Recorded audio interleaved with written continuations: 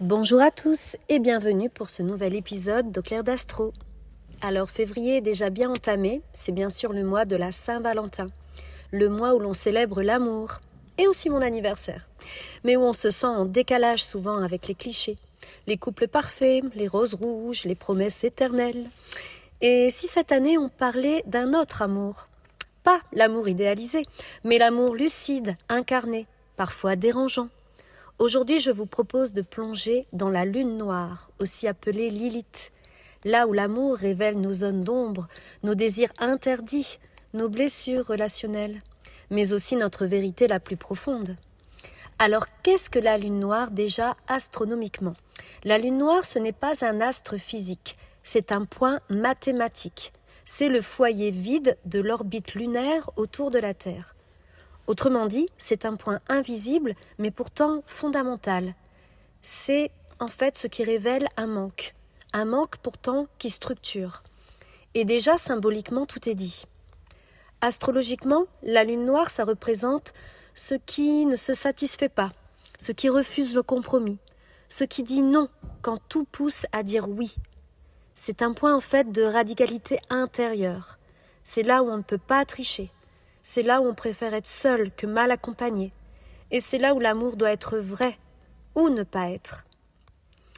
Lilith, c'est aussi l'archétype de la lune noire et aussi la première femme d'Adam. Dans les textes anciens, Lilith refuse de se soumettre. Elle refuse la domination. Elle choisit l'exil plutôt que la négation d'elle-même. Et là où Ève accepte, Lilith, donc la lune noire, elle s'en va. Elle devient alors cette Lilith, la femme libre, la femme rejetée, la femme diabolisée, mais aussi la femme souveraine. Et cette mémoire vit encore dans nos histoires d'amour. Alors la lune noire et les relations amoureuses. Donc en amour, la lune noire, elle parle de schémas répétitifs douloureux, d'attirance impossible ou interdite, de refus inconscient de certains modèles relationnels, de peur de la dépendance ou encore de peur de la fusion, d'une colère sourde face au compromis imposé. Elle montre en fait là où l'on se trahit pour être aimé et là où l'on préfère rompre plutôt que de se perdre. La lune noire, elle ne cherche pas la sécurité, elle cherche la vérité. Alors maintenant, je vous propose une lecture de la lune noire par signe et son équivalent en maison. Donc n'hésitez pas à réaliser votre carte natale avec des sites comme Astrothème ou Astroseek et à relever la position de la lune noire. En fait, le symbole de la lune noire, c'est un point d'interrogation à l'envers. Donc la lune noire en bélier ou encore en maison 1. Dans cette maison ou dans ce signe, le leitmotiv, c'est aimer sans s'effacer. La blessure, c'est devoir se battre pour exister dans le couple. Et le défi amoureux, c'est ne pas confondre indépendance et solitude. Pour la lune noire en taureau ou en maison 2, ici, il faut aimer sans se vendre. La blessure, c'est que la sécurité matérielle ou affective conditionnelle peut dominer. Le défi amoureux, c'est se sentir digne d'amour, sans preuve extérieure. La lune 3 en gémeaux ou en maison 3, c'est aimer sans se taire. La blessure ici, c'est ne pas être entendu, ne pas être compris, reconnu intellectuellement. Et le défi amoureux, c'est pouvoir dire sa vérité sans peur de perdre l'autre. La lune noire en cancer ou en maison 4, ici, c'est aimer sans se dissoudre. La blessure, c'est la dépendance affective, la blessure d'abandon, l'insécurité émotionnelle. Et le défi amoureux, c'est pouvoir nourrir sans se sacrifier. La lune noire en lion ou en maison 5.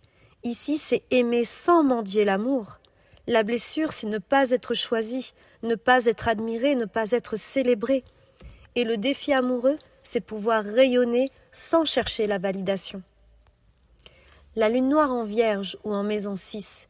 Ici, c'est aimer sans se corriger. La blessure, c'est le sentiment de ne jamais être assez bien. Et le défi amoureux, c'est accueillir l'amour sans vouloir se perfectionner. Pour la lune noire en balance ou en maison 7, ici le but c'est aimer sans se renier. La blessure, ce sont des relations déséquilibrées, une injustice affective vécue. Et le défi amoureux, c'est choisir l'égalité réelle, pas l'harmonie de façade. La lune noire en Scorpion ou en maison 8, ici c'est aimer sans se perdre dans l'autre. La blessure, c'est la trahison, la fusion destructrice, la passion douloureuse. Et le défi amoureux, c'est vivre l'intensité sans s'autodétruire. Position très difficile. La lune noire en Sagittaire ou en maison 9, ici c'est aimer sans s'enchaîner. La blessure, c'est le sentiment d'enfermement dans le couple. Et le défi amoureux, c'est pouvoir concilier liberté et engagement. La lune noire en Capricorne ou en maison 10, ici c'est aimer sans se durcir. La blessure, c'est l'amour conditionné par le devoir, le statut, la réussite. Et le défi amoureux, c'est autoriser la vulnérabilité. Pour la lune noire en Verseau ou en maison 11, ici c'est aimer sans s'exclure. La blessure, c'est le sentiment d'être à part, d'être incompris. Et le défi amoureux, c'est créer un lien libre, sans distance émotionnelle. Et enfin, la lune noire en Poisson ou en maison 12, ici c'est aimer sans se sacrifier. La blessure, c'est le sauvetage, l'illusion ou l'amour inaccessible. Le défi amoureux, c'est poser des limites sans fermer le cœur. En conclusion, aimer avec la lune noire. Alors que dire? En cette Saint-Valentin, la lune noire, elle nous rappelle une chose essentielle. L'amour n'est pas là pour nous anesthésier, il est là pour nous révéler.